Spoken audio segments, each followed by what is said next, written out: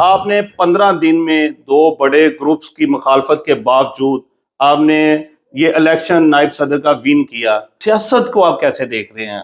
Election है और आप सियासत को किस नजर से देख रहे हैं कि क्या इस इलेक्शन फेयर होंगे? तो इंशाल्लाह इलेक्शन होंगे इस मुल्क में, 8 फरवरी को होंगे, नजर आ रहे हैं होते हुए। इलेक्शन होंगे भी और फेयर भी होंगे।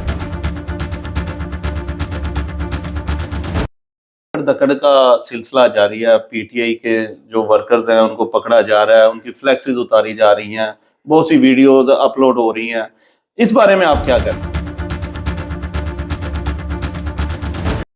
अरेस्ट किया जाता है तो ये ला इजाजत है।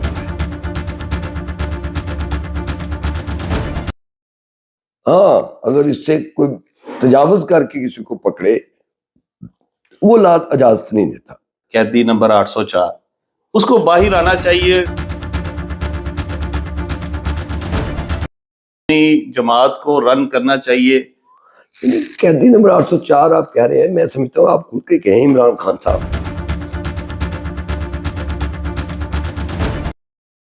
वो सियाने कहते हैं कि इज्जत दे के तो फिर इज्जत संभालनी बड़ी मुश्किल होगी। तो मैं समझता हूँ खान साहब ने को अल्लाह ने इज्जत दी, ब्रांड बन गए।